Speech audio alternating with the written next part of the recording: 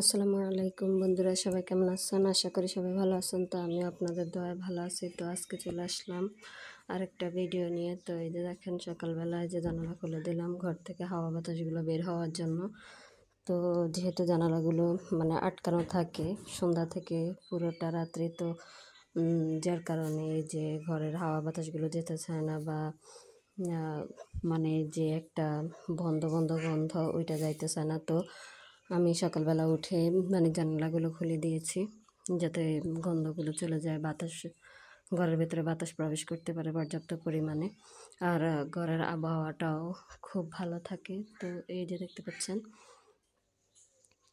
তো এখন সকালবেলায় যে দেখেন বিছানা থেকে সব কিছু একদম উঠায় নিচে ফেলে রাখছি, মানে চাদর বিছাবো। তো তার আগে আমি তোষকটা ভালোভাবে ঝেড়ে নিচ্ছি, তো যাতে করে কুচি কাচি ময়লা যা থাকে সবগুলো পড়ে যায়। আর সবাই জানেন, যেহেতু আমার ঘরের বাচ্চা আছে, তো বাচ্চারা থাকার কারণে মানে বিছানাটা বেশি ময়লা হয়।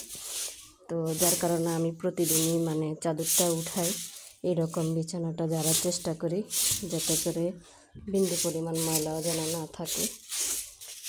তো এখন বিছানাটা ঝেড়ে নিচ্ছি। তো যেহেতু সকালবেলা এখনও পুরোটা ঘর গোছানো হয় না, তাই একটু অগোছালো দেখা যাচ্ছে। তো অবশ্যই এখন পুরোটা ঘরে পরিষ্কার করে নেব। এই যে দেখেন, তো এখন আমি চাদরটা বিছিয়ে নেব। এই যে চাদর,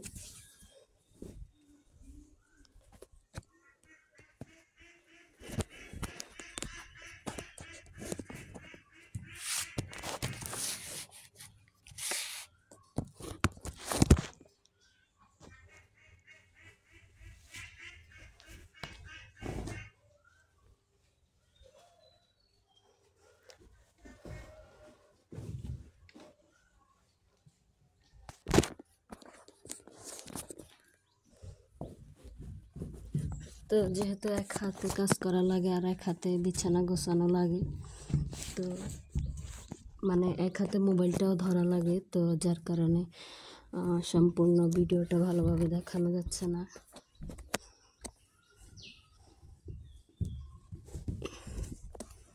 তো এই যে দেখেন, বিছানাটা গুছিয়ে নিচ্ছি।